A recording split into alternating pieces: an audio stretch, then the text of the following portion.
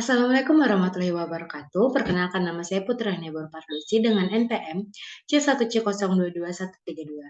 Nah, di sini saya akan membahas tentang materi-materi pokok hukum bisnis, yaitu yang pertama merger, konsolidasi, akuisisi, dan kepalitan. Yang kedua paten, yang ketiga merek, yang keempat itu adalah hak cipta.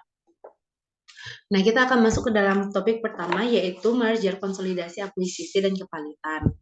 Nah, pokok pembahasan kita yaitu yang pertama, tujuan merger, konsolidasi, akuisisi, dan pemisahannya. Dan selanjutnya yaitu pengertian, kelebihan, dan kekurangan.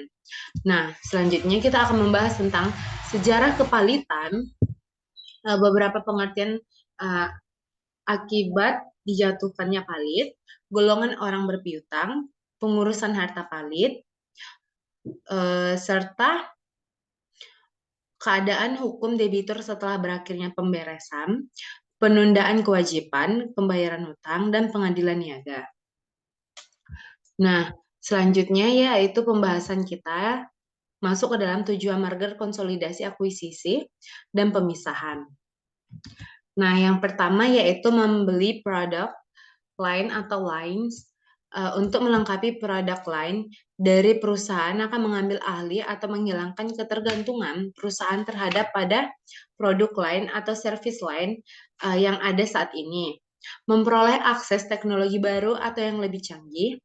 Yang kedua, memperoleh pasar atau pelanggan baru di perusahaan yang jadi objek. Eh, MKA. Yang keempat, memperoleh hak-hak pemasaran atau produksi dari perusahaan objek MKA. Yang kelima, memperoleh kepastian atau pasokan bahan baku dengan kualitas baik selama dipasok perusahaan MKA. Yang keenam yaitu melakukan investasi atas keuangan perusahaan yang berlebihan atau tidak terpakai. Yang ketujuh, mengurangi, menghambat persaingan. Yang kelapa, mempertahankan konstitusi bisnis. Nah, kita akan masuk ke dalam pengertian merger, konsolidasi, dan akuisisi pemisahan. Nah, merger ialah penggabungan dari dua atau lebih perusahaan dengan melindungi berdirinya satu perusahaan dan melikuidasi perusahaan-perusahaan yang lain. Nah, kalau konsolidasi yaitu penggabungan dari dua perusahaan atau lebih dengan cara mendirikan perusahaan baru dan melikuidasikan perusahaan-perusahaan yang ada. Selanjutnya yaitu akuisisi. Akuisisi adalah pengambilan kepemilikan suatu perusahaan. Selanjutnya yaitu pemisahan. Pemisahan adalah perbuatan hukum yang dilakukan oleh perseroan untuk memisah usaha dan mengakibatkan seluruh aktiva dan pasifa perseroan beralih karena hukum kepada dua perseroan atau lebih sebagai aktiva dan pasifa atau lebih perseroan. Nah, kita akan masuk ke kelebihan dan kekurangan merger, konsolidasi, akuisisi, dan pemisahan. Nah, kita akan masuk ke kelebihan merger. Yang pertama yaitu memakai nama perusahaan pengambil alih. Yang kedua biayanya lebih kecil. Yang ketiga tidak memerlukan surat izin baru.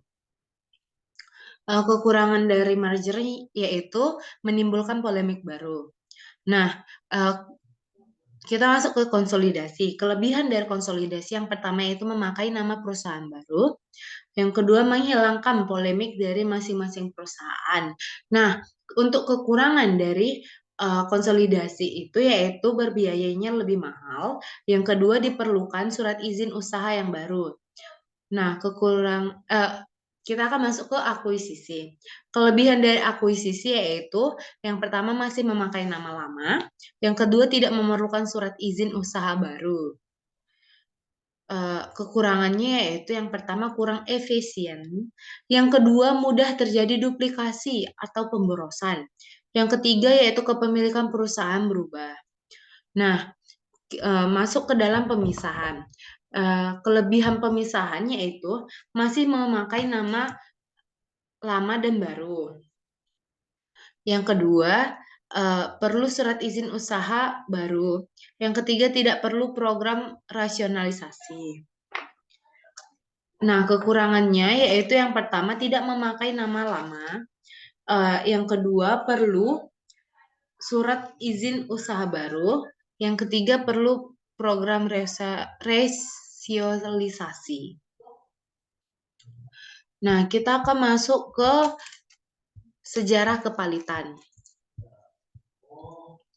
Palit pada masa Hindia Belanda tidak dimasukkan ke dalam KUH dagang dan diatur dalam peraturan tersendiri ke dalam Faillissemen Verordening sejak 1906 yang dahulu diperuntukkan bagi perdagangan saja tetapi kemudian dapat digunakan untuk golongan mana saja.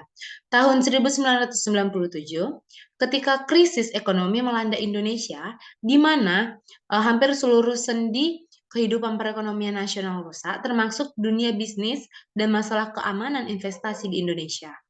Krisis tersebut membawa makna perubahan yang sangat penting bagi perkembangan peraturan kepalitan di Indonesia selanjutnya. Pada tahun 1998, pemerintahan mengeluarkan Undang-Undang Nomor 4 tahun 1998 tentang kepalitan yang merupakan yang pertama yaitu perbaikan terhadap Faillissemen Verordening 1996. Yang kedua, adanya pembahasan pasal yang mengatur tentang penundaan kewajiban pembayaran utang atau PKPU. Yang ketiga yaitu mengenal istilah pengadilan niaga di luar pengadilan umum untuk menyelesaikan sengketa bisnis. Nah, pada tahun 2004, pemerintah mengeluarkan lagi Undang-Undang Nomor 37 tentang kepalitan dan penundaan kewajiban pembayaran utang yang didasarkan pada beberapa asas, yaitu yang pertama yaitu asas keseimbangan, yang kedua asas keberlangsungan usaha, yang ketiga asas keadilan, yang keempat asas integrasi. Nah, kita masuk ke dalam beberapa pengertian. Kepalitan adalah sita umum atas semua kekayaan debitur palit yang pengurusan dan pemerasannya dilakukan oleh kurator di bawah penguasaan hakim.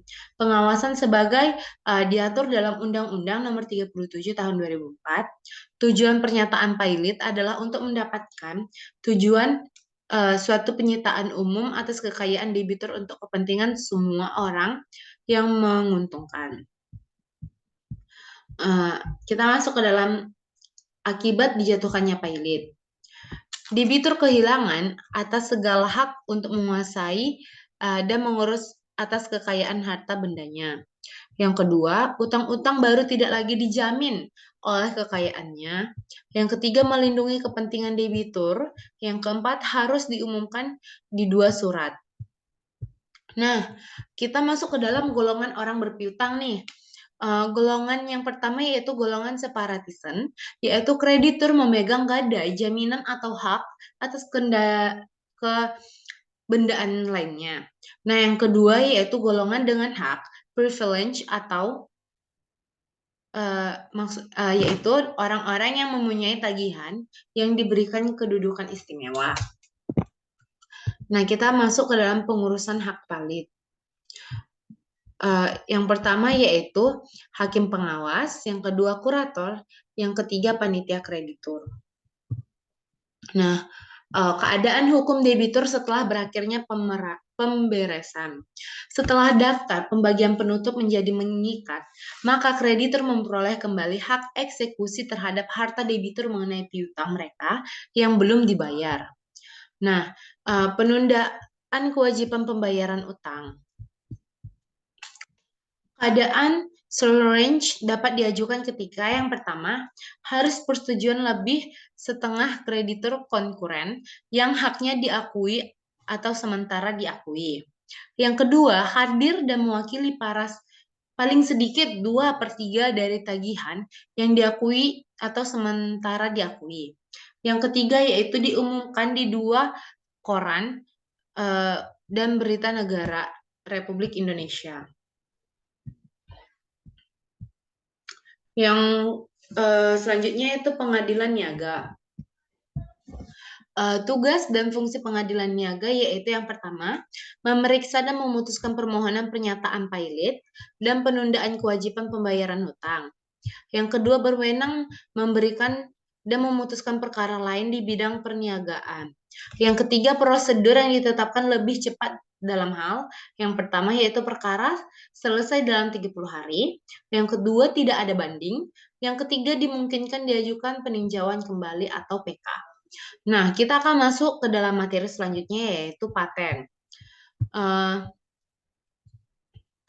Pokok pembahasannya itu yaitu ruang lingkup paten, permohonan paten, pengalihan dan lisensi paten, pembatalan paten, paten sederhana, dan PCT dan TRIP-S. Kita masuk ke dalam materi pertama yaitu ruang lingkup paten. Pengertian paten menurut Undang-Undang Nomor 14 Tahun 2001 adalah hak eksekutif yang diberikan negara kepada penemu di bidang teknologi selama waktu tertentu, melaksanakan sendiri investasinya atau memberikan persetujuan kepada orang lain untuk melaksanakannya. Dalam hal ini, pemegang paten adalah penemu sebagai pemilik paten. Pendaftaran paten adalah wajib bagi investor. Perlindungan hukum baru diberikan negara kepada investor apabila pendaftaran paten tersebut telah dilaksanakan. Nah, yang pertama yaitu penemu paten atau investor. Menurut Undang-Undang Nomor 14 Tahun 2001 adalah bisa penemu perorangan atau badan hukum. Di sini khusus untuk badan hukum tidak dianggap sebagai penemu paten, tetapi hanya pemegang hak paten saja. Nah, pemegang hak paten yang pertama yaitu penemu sebagai pemilik paten, yang kedua penerima hak dari pemilik paten, yang ketiga penerima lebih lanjut dari penerima hak.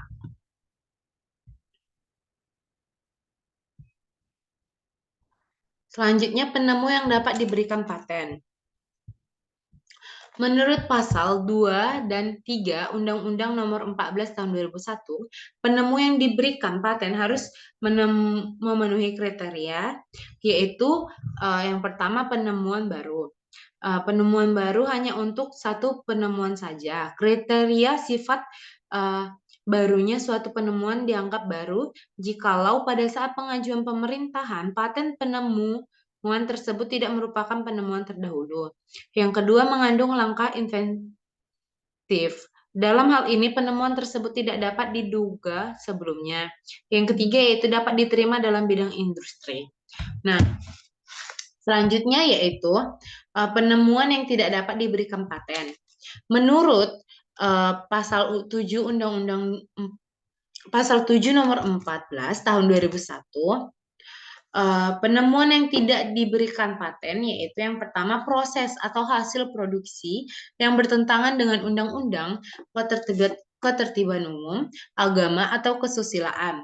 Yang kedua, metode pemeriksaan, perawatan, pengobatan dan pembedahan. Yang ketiga, teori metode bidang ilmu pengetahuan atau semua makhluk hidup kecuali jasad reming. Dan yang keempat yaitu proses biologis yang esensial kecuali proses non-biologis atau proses mikrobiologis.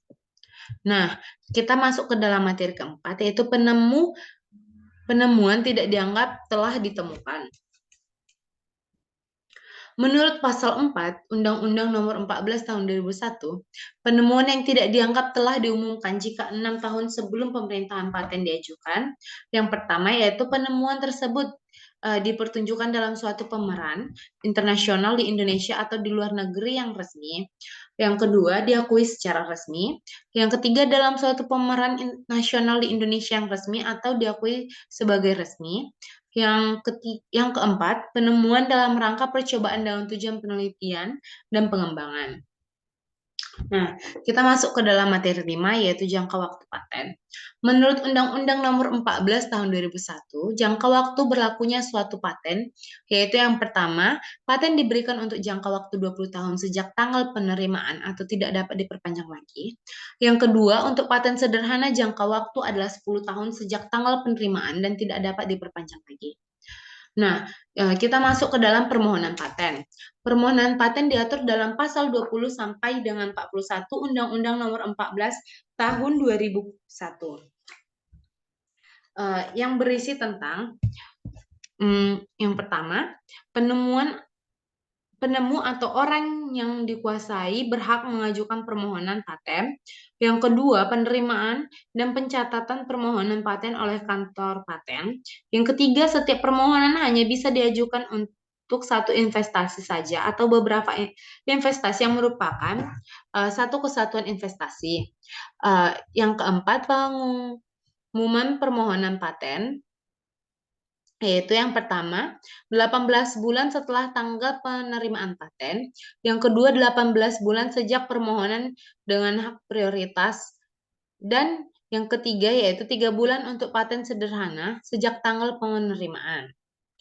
Selanjutnya yaitu yang kelima, pengajuan pemerintahan pemeriksaan substansif paling lambat 36 bulan sejak tanggal penerimaan paten. Yang keenam, persetujuan atau penolakan paten selambat-lambatnya 36 bulan sejak tanggal permohonan paten diterima. Sedangkan paten sederhana 24 bulan sejak tanggal penerimaan. Yang ketujuh, permohonan banding diperiksa Komisi Banding Paten selambat-lambatnya 3 bulan sejak tanggal surat pemberitahuan, lambat-lambatnya 3 bulan sejak tanggal surat pemberitahuan penolakan permohonan. Yang kedelapan, dalam hal KB menolak permohonan banding atau pemohon dalam jangka waktu 3 bulan dapat mengajukan gugatan ke pengadilan niaga dan terdapat keputusan pengadilan tersebut dalam diajukan kasasi.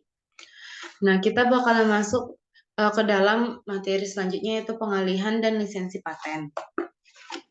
Di Indonesia, pemegang paten wajib melaksanakan, namun tetap diberikan pengecualian jika pelaksanaan paten tersebut secara ekonomi hanya layak bila dibuat dengan skala regional yang disetujui Direktorat Jenderal Paten Departemen Hukum dan HAM.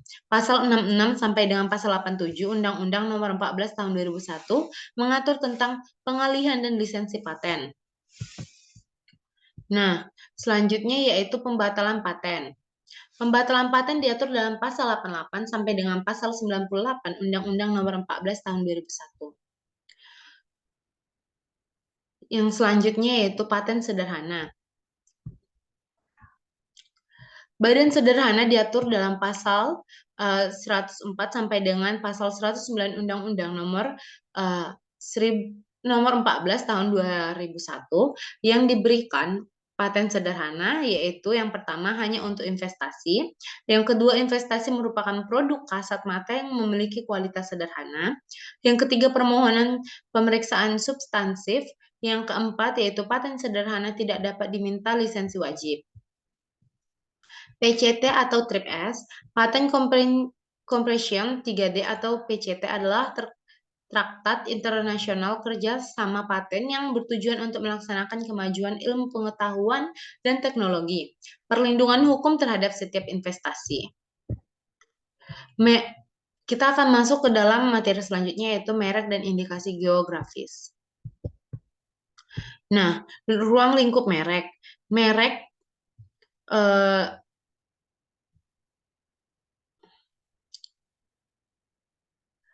atau brand dalam bahasa Inggris diatur dalam Undang-Undang Nomor 15 Tahun 2001 yang merupakan perbaikan dan pengampuran dari Undang-Undang Nomor 14 Tahun 1997 dan Undang-Undang Nomor 19 Tahun 1992. Penyempurnaan dari undang-undang sebelumnya dan menonjol antara lain menyangkut proses penyelesaian permohonan berkenan dengan hak prioritas, perlindungan terhadap merek dagang dan merek jasa, dan perlindungan terhadap indikasi geografis selain perlindungan terhadap indikasi asal. Nah, selanjutnya, mengingat merek merupakan bagian dari kegiatan perekonomian atau bisnis penyelesaian sengketa, merek pun memerlukan peradilan khusus, yaitu peradilan niaga. Sejak Indonesia meratifikasikan perjanjian WTO dan TRIPS yang merupakan lampiran Indonesia harus tunduk kepada aturan yang bersifat global tersebut.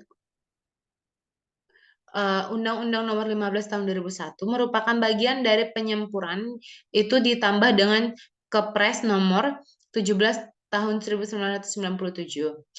Indonesia mensahkan merek Law atau TLT yang merupakan perjanjian internasional menyangkut penyederhanaan dan pengharmonisan produk administrasi dalam kaitannya dengan aplikasi nasional dan perlindungan merek. Yang pertama yaitu pengertian merek. Beberapa pengertian menurut pasal 1 Undang-Undang Nomor 15 Tahun 2001 yaitu pertama merek, merek dagang, merek jasa, dan merek kolektif. 2. Hak merek. Hak merek adalah hak eksklusif yang diberikan negara kepada pemilik merek yang terdapat dalam daftar umum merek untuk jangka waktu tertentu memakai sendiri merek tersebut atau memberi izin kepada seseorang atau beberapa orang secara bersama-sama atau badan hukum untuk menggunakannya. Yang selanjutnya itu permohonan pendaftaran merek. Penolakan permohonan pendaftaran merek menurut pasal 5 Undang-Undang Nomor 15 Tahun 2001, merek tidak dapat didaftar apabila merek-merek tersebut mengandung salah satu unsur. Yang pertama, bertentangan dengan peraturan dan perundang-undangan yang berlaku, moralitas, agama, kesusilaan atau ketertiban umum. Yang kedua, tidak memiliki daya pembedaan. Yang ketiga, tidak memiliki telah menjadi milik umum. Yang keempat, merupakan keterangan atau berkaitan dengan barang atau jasa yang dimohonkan pendaftarannya.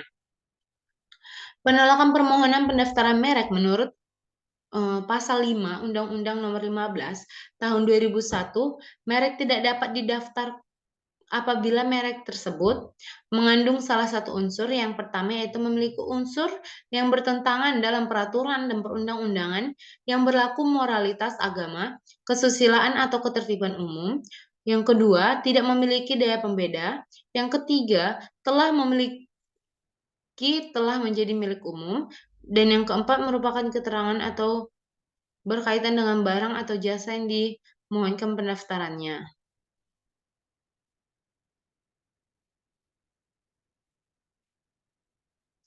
Yang kedua yaitu syarat dan tata cara permohonan merek. Syarat dan tata cara permohonan merek menurut Pasal 7 Undang-Undang Nomor 15 Tahun 2001, yang pertama yaitu permohonan dijatuhkan dalam bahasa Indonesia untuk merek bahasa asing atau di dalamnya terdapat huruf selain huruf Latin wajib disertai terjemahan dalam bahasa Indonesia.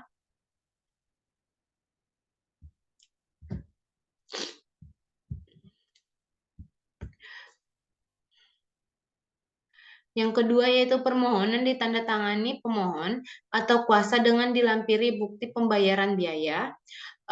Yang ketiga, permohonan untuk dua kelas barang atau lebih atau jasa dapat diajukan dalam satu permohonan yang diatur dengan peraturan pemerintah. Nah, selanjutnya permohonan pendaftaran merek dengan hak prioritas permohonan harus diajukan dalam waktu 6 bulan terhitung sejak tanggal penerimaan permohonan pendaftaran merek yang pertama kali diterima di negara lain merupakan anggota WTO. Nah, selanjutnya itu pendaftaran merek.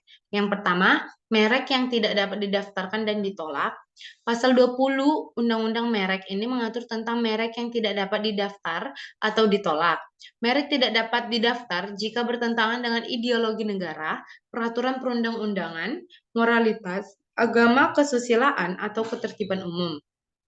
Ketentuan yang mengatur tentang merek yang tidak didaftarkan dan merek yang ditolak selanjutnya adalah pasal 21 Undang-Undang Merek dan pasal 22 Undang-Undang Merek. Yang kedua, pemeriksaan substansif merek. Pemeriksaan substansif merupakan pemeriksaan yang dilakukan oleh pemeriksaan terhadap permohonan pendaftaran merek. Segala keberatan atau sanggahan sebagaimana dimaksud dalam pasal 16 dan pasal 17 menjadi pertimbangan dalam pemeriksaan substansif. Yang C, pendaftaran merek. Yang ketiga yaitu perbaikan sertifikat. Nah, pasal 27 Undang-Undang Merek ini mengatur mengenai perbaikan sertifikat. Pemilik merek terdaftar atau kuasa dapat mengajukan permohonan perbaikan secara tertulis kepada materi dalam hal terdapat kesalahan sertifikat merek sebagaimana dimaksud dalam hal 25 tanpa dikenai biaya.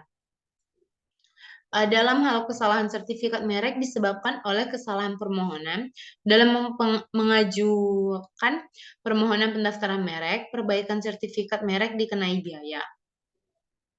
Yang keempat yaitu permohonan banding. Permohonan banding diajukan secara tertulis oleh permohonan atau kuasanya kepada Komisi Banding Merek dengan tembusan yang disampaikan kepada Menteri dengan dikenai biaya. Permohonan banding diajukan dengan menguraikan secara lengkap keberatan serta alasan terhadap penolakan permohonan. Yang kelima yaitu Komisi Banding Merek. Pasal 33 Undang-Undang Merek ini mengatur tentang Komisi Banding Merek. Komisi Banding Merek terdiri atas seorang ketua merangkap anggota, seorang wakil ketua merangkap anggota, ahli di bidang ini sebagai anggota, dan pemeriksaan senior sebagai anggota. Anggota Komisi Banding Merek berjumlah paling banyak yaitu 30 orang. Pasal 34 Undang-Undang Merek ini menyatakan ketentuan lebih lanjut mengenai syarat dan tata cara pengangkatan anggota, susunan organisasi, tugas, dan fungsi Komisi Banding Merek diatur dengan peraturan pemerintah. Yang keenam, jangka waktu perlindungan dan perpanjangan. Pasal 35 Undang-Undang Merek juga mengatur tentang jangka waktu perlindungan dan perpanjangan merek. Merek terdaftar mendapat perlindungan hukum untuk jangka waktu 10 tahun sejak tanggal penerimaan jangka waktu perlindungan dapat diperpanjang untuk jangka waktu yang sama.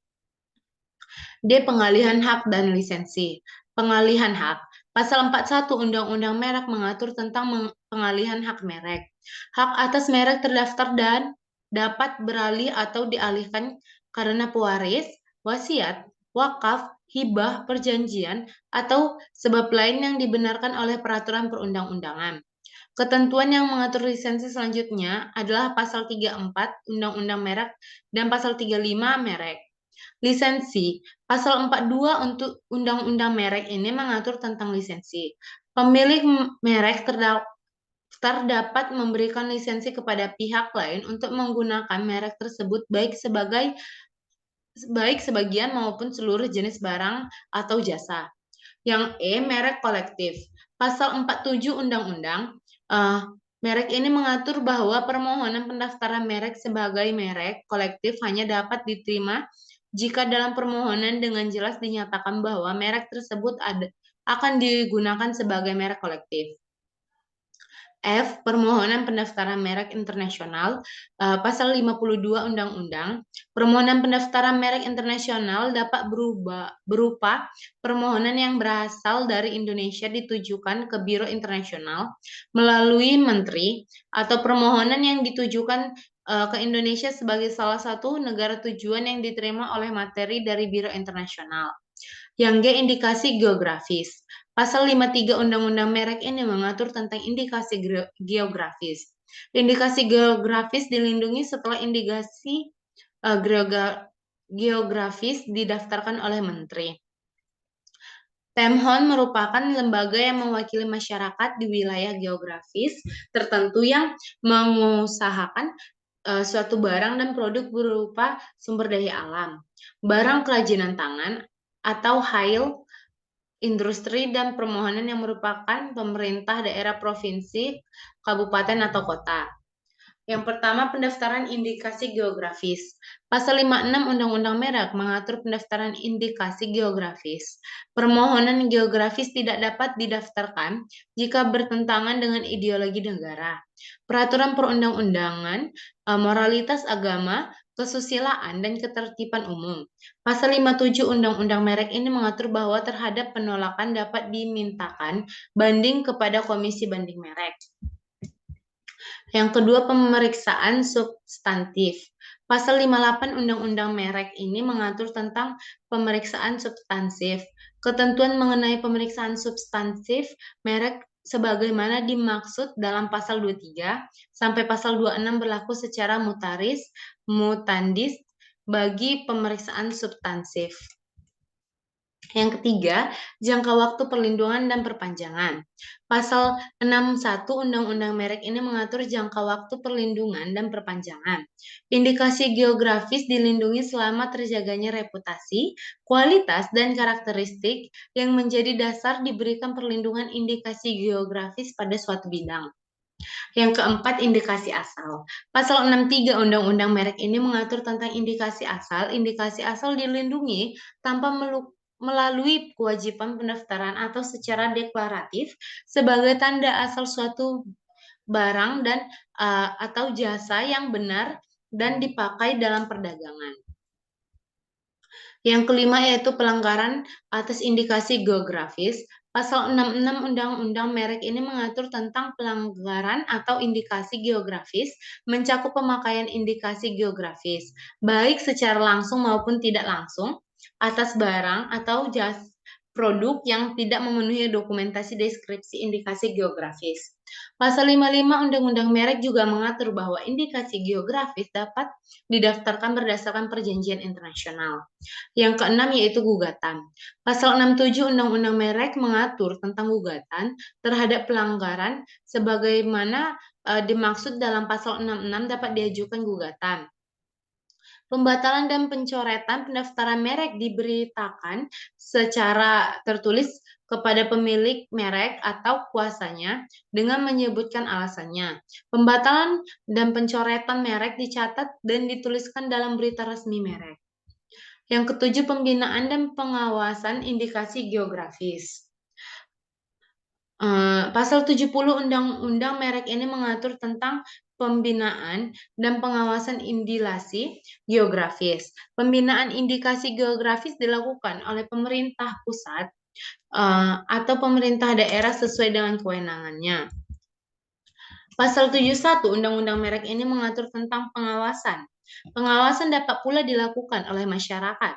Pengawasan dilakukan untuk menjamin tetap adanya reputasi, kualitas, dan karakteristik yang menjadi dasar diterbitkan indikasi geografis dan mencegah penggunaan indikasi geografis secara tidak sah. H. Penghapusan dan pembatalan pendaftaran merek. Yang pertama, penghapusan. Pasal 72 Undang-Undang Merek ini mengatur tentang penghapusan. Permohonan penghapusan dapat diajukan oleh pemilik merek atau kuasanya baik untuk sebagian atau untuk seluruh jenis barang atau jasa. Dalam hal masih terikat perjanjian lisensi, penghapusan hanya dapat dilakukan jika hal tersebut disetujui secara tertulis oleh penerimaan lisensi. Yang kedua yaitu pembatalan. Pasal 76 Undang-Undang Merek ini mengatur tentang pembatalan. Gugatan pembatalan merek terdaftar dan dapat diajukan oleh pihak yang berkepentingan berdasarkan alasan sebagaimana dimaksud pasal 20 atau pasal 21. Pasal 77 Undang-Undang Merek ini juga mengatur gugatan pembatalan pendaftaran merek hanya dapat diajukan dalam jangka waktu 5 tahun terhitung sejak awal pendaftaran merek. I. Sistem jaringan dokumentasi dan informasi merek dan indikasi geografis. Pasal 80 Undang-Undang Merek ini mengatur sistem jaringan dokumentasi dan informasi merek dan indikasi geografis sebagaimana dimaksud dalam pasal 80 diselenggarakan melalui saran elektronik dan non-elektronik yang dapat diakses secara nasional dan internasional. J. Penyelesaian sengketa. Yang pertama yaitu gugatan atas pelanggaran merek. Pemilik merek terdaftar dapat mengajukan gugatan terhadap pihak lain yang secara tanpa hak menggunakan merek yang mempunyai persamaan pada pokok atau keseluruhannya untuk barang dan jasa yang sejenis berupa gugatan dan penghentian semua perbuatan yang berkaitan dengan penggunaan merek tersebut. Yang kedua yaitu tata cara gugatan di pengadilan niaga.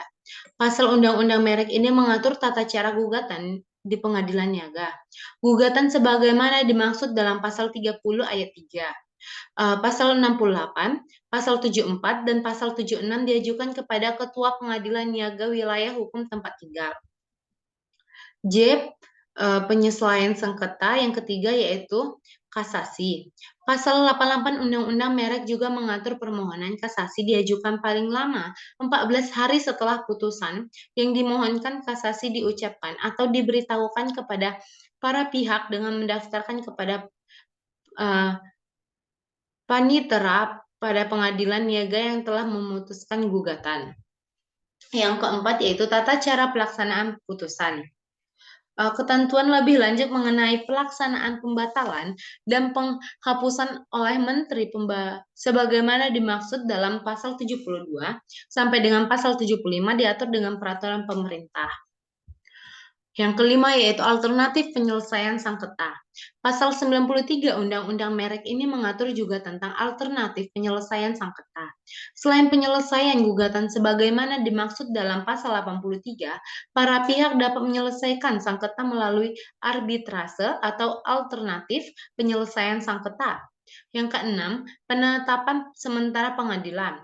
Berdasarkan bukti permulaan yang cukup, pemilik merek terdaftar dan haknya dirugikan dapat meminta hakim pengadilan niaga untuk menerbitkan surat penetapan sementara tentang pencegahan masuknya barang yang diduga hasil pelanggaran hak atas merek ke jalur perdagangan, penyimpanan alat bukti yang berkaitan dengan pelanggaran hak atas merek tersebut, pengamanan dan pencegahan hilangnya barang bukti oleh pelanggaran, dan pengertian pelanggaran guna mencegah kerugian yang lebih besar. Yang ketujuh yaitu penyidikan. Pasal 99 Undang-Undang Merek ini mengatur juga tentang hal penyidikan. Penyidikan berwenang melakukan pemeriksaan atas kebenaran laporan atau keterangan berkenan dengan tindak pidana di bidang merek. Pemeriksaan terhadap orang yang diduga melakukan tindak pidana di bidang merek.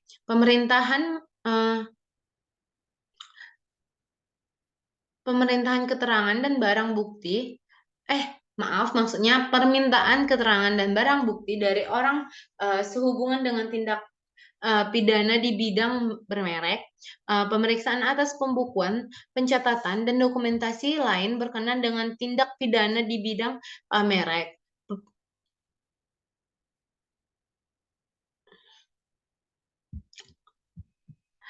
Yang K, ketentuan pidana. Pihak lain yang secara tanpa hak menggunakan merek mempunyai persamaan pada pokok atau keseluruhannya untuk barang atau jasa sejenis tersebut juga dapat dimintai pertanggungjawaban secara pidana sebagaimana diatur pasal 100 ayat 1 dan 2 Undang-Undang 2016 sebagai berikut. Ayat 1, setiap orang yang dengan tanpa hak menggunakan merek yang sama pada keseluruhannya dengan merek terdaftar milik pihak lain untuk barang atau jasa sejenis yang diproduksi atau diperdagangkan, dipidana dengan pidana penjara paling lama 5 tahun atau pidana denda paling banyak 2 miliar rupiah. Yang ayat kedua, setiap orang yang dengan tanpa hak menggunakan merek yang mempunyai persamaan pada pokoknya dengan merek terdaftar milik pihak lain untuk barang atau jasa sejenis yang diproduksi atau diperdagangkan dipidana dengan pidana penjara paling lama 4 tahun atau denda paling banyak 2 miliar rupiah. Anda dapat membaca selengkapnya mengenai ketentuan pidana pelanggaran hak atas merek pada pasal 100 sampai pasal 103 Undang-Undang 20/2016 sebagai informasi. Tindakan pidana sebagaimana dimaksud adalah delik aduan. Baik, kita akan masuk ke dalam hak cipta. Topik pembahasannya yang akan kita pelajari yaitu pertama ruang lingkup hak cipta, yang kedua fungsi dan hak cipta, yang ketiga hak ekonomi dan hak moral, yang keempat hak terkait, yang kelima ciptaan derivatif, yang keenam pendaftaran hak cipta, yang ketujuh lisensi dan wajib lisensi, yang kedelapan pelanggaran hak cipta, yang kesembilan ketentuan pidana. Kita masuk ke dalam bagian 1 yaitu ruang lingkup hak cipta. Yang pertama yaitu pengertian. Hak cipta adalah hak eksekutif yang hanya dimiliki oleh pencipta atau pemegang hak cipta untuk mengatur penggunaan hasil karya atau hasil olah, gagasan atau informasi tertentu. Yang kedua, pemegang hak cipta. Pemegang hak cipta adalah pihak yang menerima hak secara sah dari pencipta atau pihak lain yang menerima lebih lanjut hak dari pihak yang menerima hak tersebut secara sah. Yang ketiga yaitu karya kolektif. Karya kolektif didefinisikan sebagai sebuah karya seperti terbitan majalah, antologi, atau ensiklopedia yang dalamnya terdapat sejumlah kontribusi dan merupakan karya tersendiri dan independen. Yang keempat, penggadaan. Penggadaan adalah proses perbuatan atau cara mengadakan satu salinan ciptaan dan satu fonogram atau lebih dengan cara dan dalam bentuk apapun secara permanen atau sementara. Yang keenam yaitu fiksasi. Fiksasi memiliki pengertian seperti perekaman suara yang dapat didengar, perekam gambar atau keduanya yang dapat dilihat, didengar, digandakan, atau dikomunikasikan melalui perangkat apapun. Yang keenam yaitu fonogram. Fonogram adalah fiksasi suara pertunjukan atau suara lainnya yang tidak termaksud bentuk fiksasi yang tergabung dalam sinematografi atau ciptaan audiovisual lainnya. Yang ketujuh, royalti. Royalti adalah imbalan atas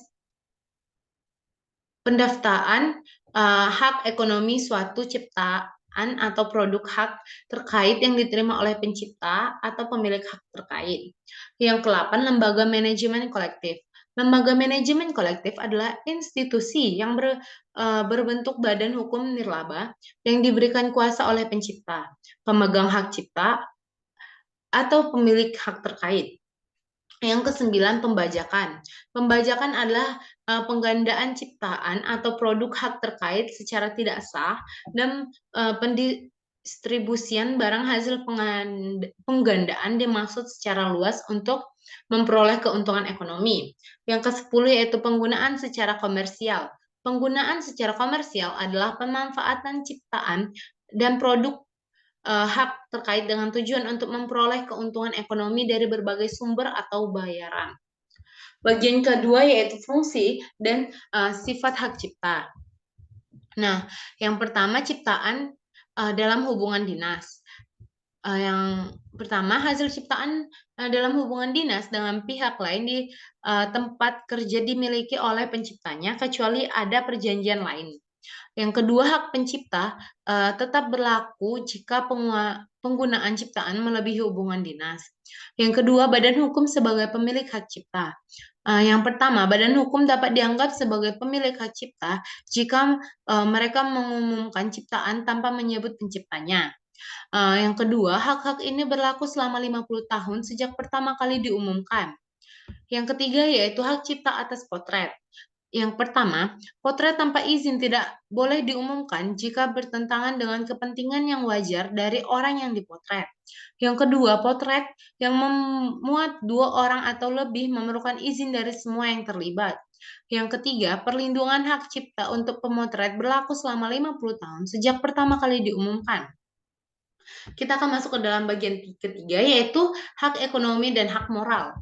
Hak moral adalah hak yang melindungi pribadi atau reputasi pencipta dan melekat dalam diri seorang pencipta.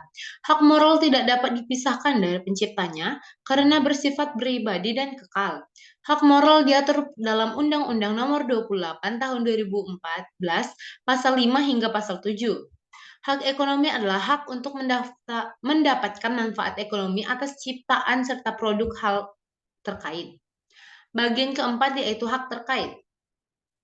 Hak terkait adalah hak yang berkaitan dengan hak cipta yang merupakan hak eksklusif bagi pelaku pertunjukan, produser fonogram, atau lembaga penyiaran. Bagian kelima yaitu ciptaan derivatif.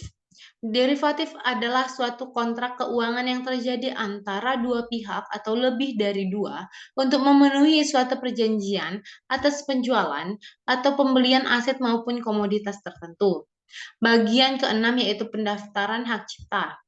Tata cara pendaftaran hak cipta yaitu pencatatan ciptaan dapat diajukan secara elektronik maupun non-elektronik dengan permohonan secara tertulis kepada menteri, menyertakan contoh ciptaan, melampirkan surat pernyataan kepemilikan ciptaan, lalu membayar biaya pendaftaran atau pencatatan. Pendaftaran hak cipta melalui sistem elektronik. Yang pertama yaitu masuk ke situs hak cipta dgip.go.id. Yang kedua, lakukan registrasi akun, lengkapi data-data untuk mendapatkan password dan username. Yang ketiga, login menggunakan username dan password yang telah diterima melalui email yang didaftarkan. Yang keempat, pilih pengajuan pencatatan digital. Yang kelima, isi seluruh formulir sesuai dengan data-data yang dimiliki. Yang keenam, unggah data pendukung yang diperlukan. Yang ketujuh, lakukan pembayaran PNBP. Yang ke-8, DJKI akan melakukan verifikasi. Yang ke-9, pencatatan ciptaan disetujui. Yang ke-10, cetak surat pencatatan ciptaan. Nah, bagian ketujuh, lisensi dan lisensi wajib. Lisensi adalah pemberian izin atau penyerahan hak atau sesuatu dari satu pihak ke pihak lainnya untuk melakukan produksi atau suatu produk atau jasa tertentu yang sebelumnya telah dipatenkan oleh yang menciptakan pertama kali. Pada lisensi wajib merupakan lisensi untuk melaksanakan paten yang dilaksanakan atas dasar keputusan menteri. Permohonan dan pemberian lisensi wajib diatur pada Peraturan Menteri Hukum dan HAM Nomor 30 Tahun 2019 tentang tata cara pemberian lisensi wajib paten. Dan perubahannya pada Peraturan Menteri Hukum dan HAM Nomor 14 Tahun 2021. Bagian ke-8 yaitu pelanggaran hak cipta. Yang pertama, masalah pembuktian dalam pelanggaran hak cipta. Plagiarisme sulit dibuktikan secara langsung. Pelanggaran hak cipta sering terjadi dalam dua tahap, yaitu peniruan dan ketidakizinan. Yang kedua, doktrin pemakaian yang layak atau fair use. Di Amerika Serikat, doktrin fair use digunakan untuk tidak mengkategorikan sebagai pelanggaran hak cipta. Beberapa variabel digunakan untuk menentukan fair use, termasuk tujuan pemakaian, sifat karya hak cipta, porsi yang ditiru, pengaruh ekonomis, dan alasan terdakwa. Yang ketiga yaitu pekerjaan dan dalam doctrine of fair use. Faktor ekonomi dan potensi pengaruh ekonomi menjadi penentu dalam doktrin fair use. Hubungan sifat pekerjaan dengan faktor ekonomi mempengaruhi penentuan fair use. Yang ke-9 yaitu ketentuan pidana. Ketentuan pidana merujuk pada aturan hukum yang mengatur sanksi atau hukuman yang akan dikenakan kepada seseorang yang terbukti melakukan tindak pidana. Yang pertama yaitu jenis hukuman, yaitu ada penjara, denda, hukuman mati, dan pembebasan bersyarat. Yang kedua, unsur pidana. Unsur pidana perbuatan, unsur pidana subjektif, misalnya kesalahan atau kesengajaan. Yang selanjutnya unsur objektif atau misalnya kerugian atau bahaya yang timbul. Yang ketiga yaitu jenis pidana, yaitu pidana pokok, penjara, denda, dan lain-lain. Dan pidana tambahan yaitu pengawasan, pembatalan izin, dan lain-lain.